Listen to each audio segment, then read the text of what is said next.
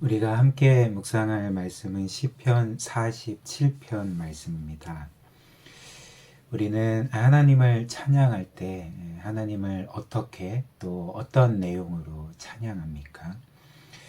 보통 우리는 하나님을 찬양할 때 아마도 우리의 개인의 차원에서 하나님을 찬양할 때가 많을 것 같습니다. 예를 들면 우리를 구원해 주셨던 은혜, 또 우리의 인생에서 우리를 도우시고 또 돌보아 주시고 또 큰 위기에서 우리를 지키시고 또 보호해 주셨던 은혜, 그 가운데 우리를 구해 주셨던 은혜, 이런 등등의 우리 개인 차원에서 경험한 그 하나님을 찬양할 것입니다. 이렇게 우리는 하나님을 찬양할 때 이런 개인의 차원에서만 하나님을 찬양할 때가 많은데요. 그러나 우리가 기억해야 할 것이 하나 있죠. 그것은 바로 우리의 하나님은 단지 우리의 개인의 차원에서만 찬양을 받으셔야 할 분이 아니라는 것입니다.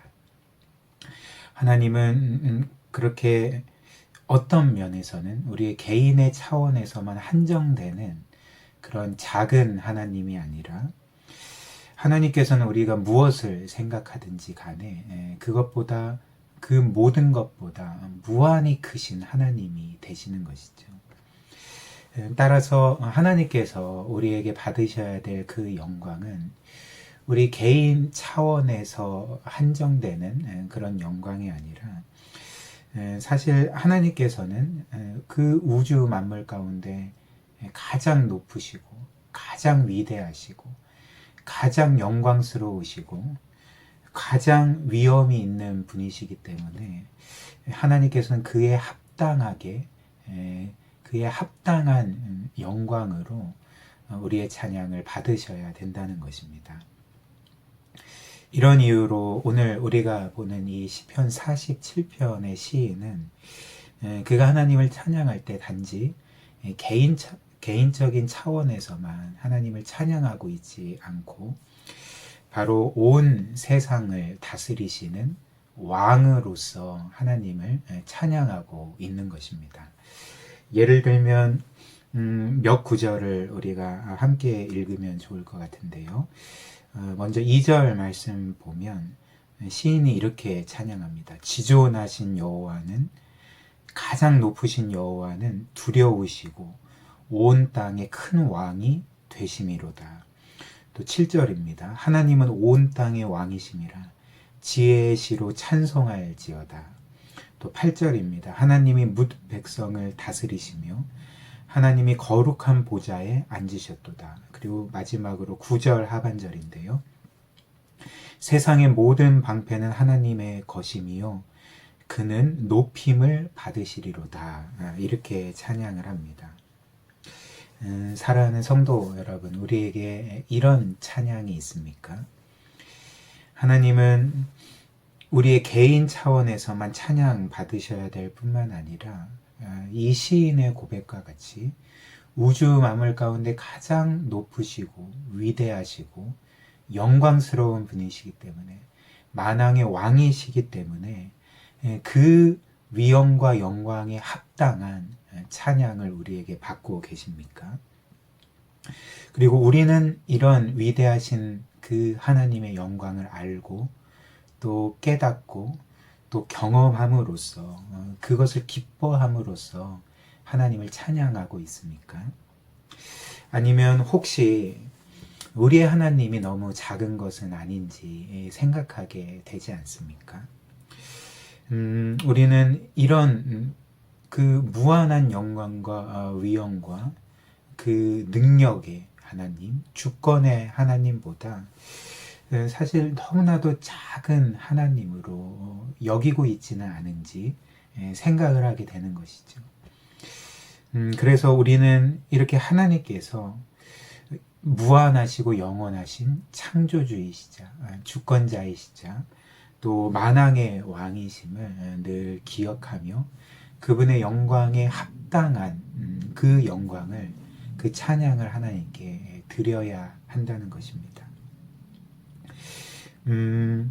우리가 이 찬양이라는 것, 특별히 진정한 찬양이라는 것을 정의하자면 아마도 이렇게 표현할 수 있을 것 같습니다. 한 사람이 자신이 깨닫고 경험한 그 하나님의 영광을 자신의 언어로서 혹은 곡조로, 노래로 혹은 기도와 신앙 고백으로 표현하는 것이 아마도 진정한 찬양일 것입니다. 따라서 한 사람의 찬양은 사실 그가 하나님의 영광을 깨닫거나 경험한 그 범위를 벗어날 수가 없다는 것이죠. 즉 그는 딱 자신이 깨닫고 경험한 만큼 하나님을 찬양할 수 있고 하나님께 영광을 돌릴 수 있다는 것입니다. 따라서 오늘 우리가 읽은 이 시편 47편이 이 시인이 우리에게 도전하는 바가 한 가지 있는데 그것이 무엇일까요?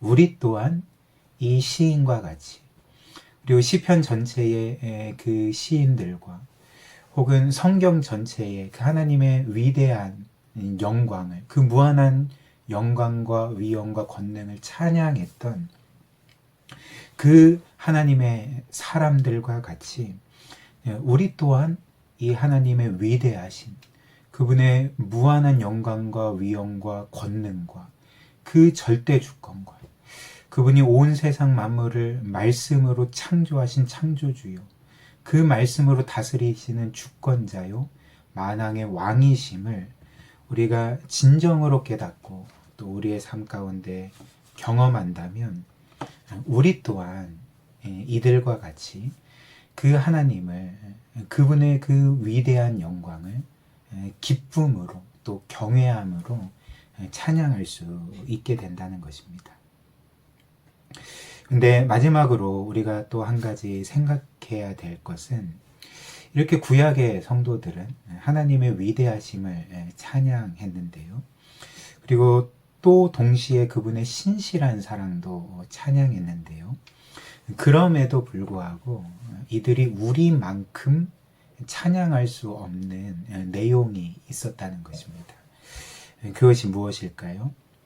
이렇게 위대하신 하나님께서 바로 우리와 같은 죄인을 구원하시기 위해 자신의 독생자까지 아낌없이 내어주신 그 무한한 사랑은 아직까지 이 구약의 성도들에게 가려져 있었기 때문에 그리고 그분의 아들께서 우리를 구원하시기 위해 우리와 같은 사람이 되시고 우리와 같은 삶을 사시되 완전한 삶을 사시고 우리를 위해 죽으시고 또 부활하심으로 우리를 완전하게 구원하신 그 무한한 사랑이 이때까지는 구약의 성도들에게는 가려졌기 때문에 그러나 우리에게는 확연하게 드러나고 우리가 실제로 그 모든 것들을 믿고 경험했기 때문에 우리는 구약의 백성들과는 달리 하나님의 그 위대하신 영광뿐만 아니라 그분의 무한한 사랑까지도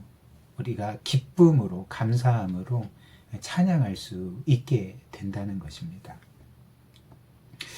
오늘 이 말씀을 통해서 우리의 그 하나님을 바라보는 시각을 다시 한번 점검해보고 또 되돌아보기를 원합니다. 우리의 하나님은 결코 작은 분이 아니십니다. 온 우주 만물 가운데 뛰어나시고 그 모든 것들을 초월하신 그 무한한 영광과 위엄과 권능의 하나님, 주권의 하나님이십니다.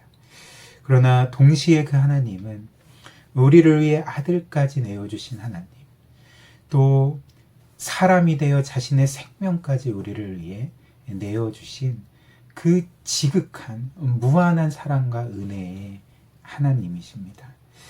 그분의 영광에 합당한 찬양을 우리가 늘 하나님께 올려드릴 수 있도록 그런 기쁨과 감격과 감사함과 경외함으로 그리고 사랑의 마음으로 그분을 찬양할 수 있게 되기를 원합니다. 하나님께서 오늘 이 말씀을 통해 우리에게 이런 은혜 주시기를 주님의 이름으로 축복합니다.